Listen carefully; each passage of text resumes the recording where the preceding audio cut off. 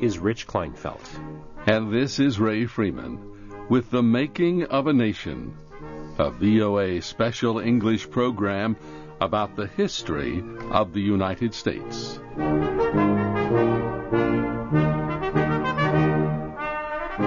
Today we tell the story about some social and cultural issues of the 1970s and 1980s. An economics professor from the United States was teaching in Britain in the early 1980s. One of his students asked this question: "What is most important to Americans these days?"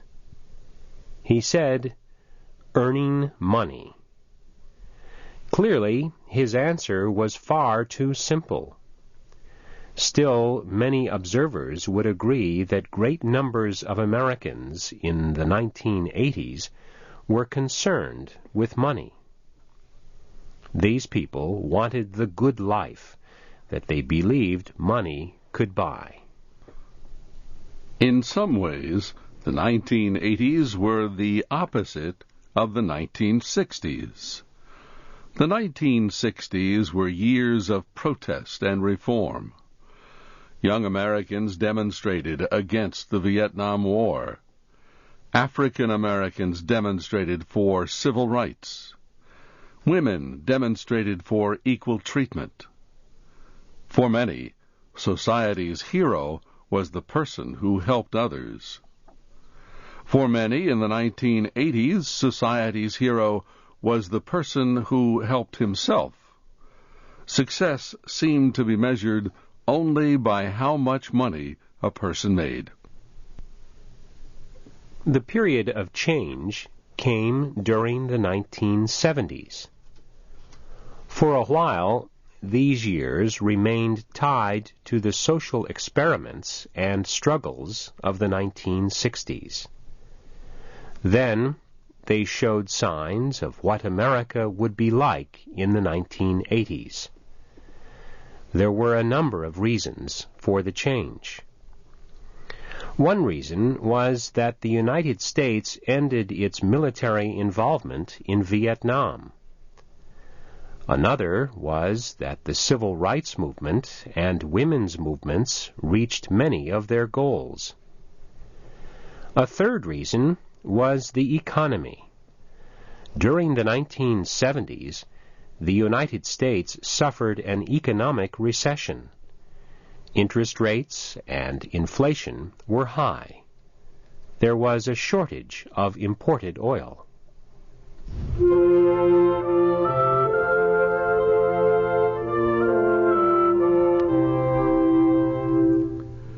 As the 1970s moved toward the 1980s, Americans became tired of social struggle. They became tired of losing money. They had been working together for common interests.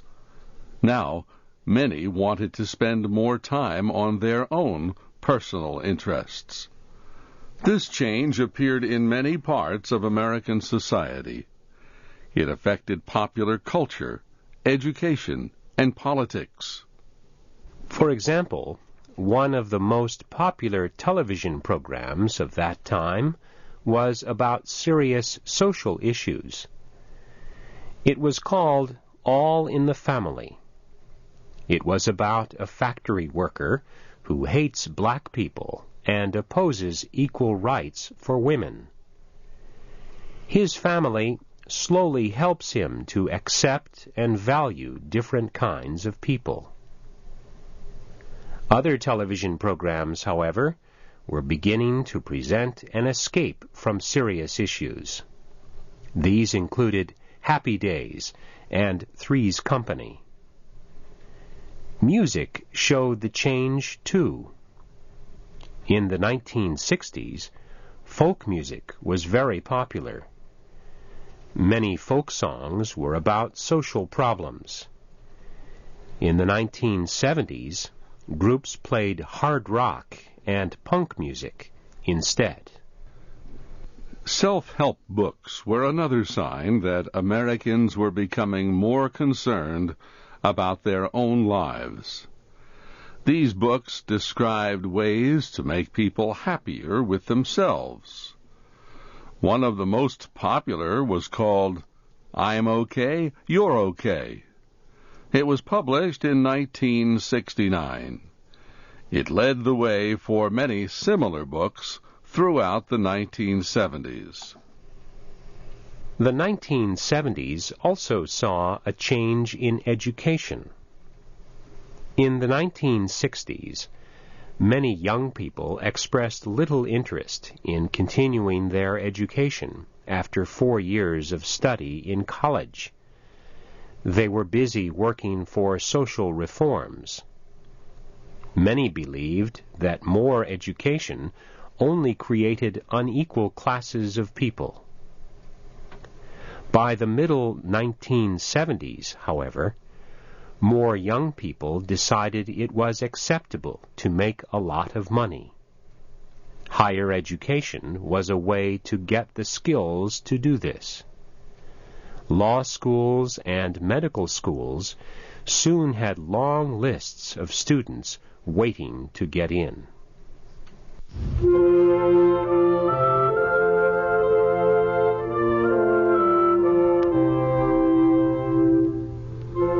Politically, the United States went through several changes during the 1970s. There were liberal Democratic administrations for most of the 1960s. Then, a conservative Republican, Richard Nixon, was elected. During his second term, President Nixon was forced to resign because of the Watergate case. Vice President Gerald Ford became president after Nixon's resignation. About 2 years later, he was defeated by Democrat Jimmy Carter. The election showed that Americans were angry with the Republican Party because of the Watergate case. But they soon became unhappy with President Carter, too. They blamed him for failing to improve the economy. He lost his campaign for re-election to conservative Republican Ronald Reagan. The 1980s were called the Reagan years because he was president for 8 of them. During his first term, the recession ended. Inflation was controlled. He reduced taxes. Americans felt hopeful that they could make money again. Observers created several expressions to describe some groups of people at that time. One expression was the me generation. This described Americans who were only concerned about themselves. Another expression was yuppie. It meant young, urban professional. Both these groups seemed as if they lived just to make and spend money, and more money. Entertainment in the 1980s showed the interest society placed on financial success. The characters in a number of television programs, for example, lived in costly homes, wore costly clothes, and drove costly automobiles. They were not at all like average Americans. They lived lives that required huge amounts of money.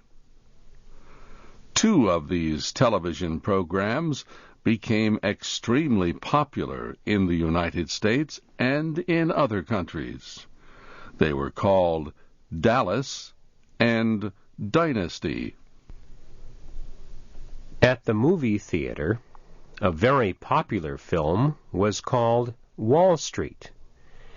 It was about a young, wealthy, dishonest, powerful man who traded on the New York Stock Exchange. Power was a popular program idea in action films, too. The most successful action films were about a man called Rambo. Rambo was impossibly heroic. Naturally, he always won. The films showed good winning over evil. But Rambo rejected established rules and was extremely violent. Another form of entertainment became popular in the 1980s. It was the television talk show. People appeared on these shows mostly to talk about themselves, their politics, their families, their sexual relations. They talked in public about things that were once considered private. Much of the popular music of the time also showed this new openness. Heavy metal rock groups sang about sex and drugs. And then there was the new form of music called rap. In this form, words are spoken, not sung, over a heavy beat. Many Americans found all these kinds of music to be too shocking, too violent, too lawless, and too damaging to the human spirit. People may have talked and sung openly about sex and drugs in the 1980s, but as the years went by, many became increasingly careful about their own activities. This was because sex and drugs became deadly. A new disease appeared at that time. It was called AIDS, acquired immune deficiency syndrome. The disease spread in several ways. One was through sexual relations. Another was through sharing the needles used to take illegal drugs. A big change in American life during the 1980s came as a result of the computer. Computers were invented 40 years earlier. They were large machines and were used only at universities, big companies, and in the military. By the 1980s, computers had become much smaller. Anyone could learn how to use them, even children.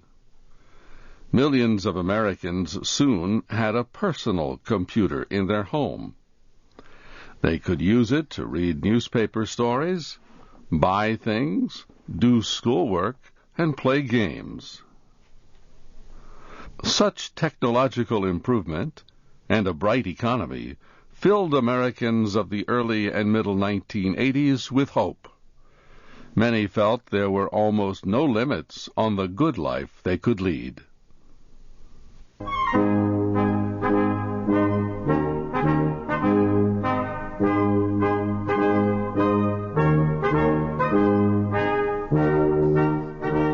This program of The Making of a Nation was written by Jerry Watson and produced by Paul Thompson.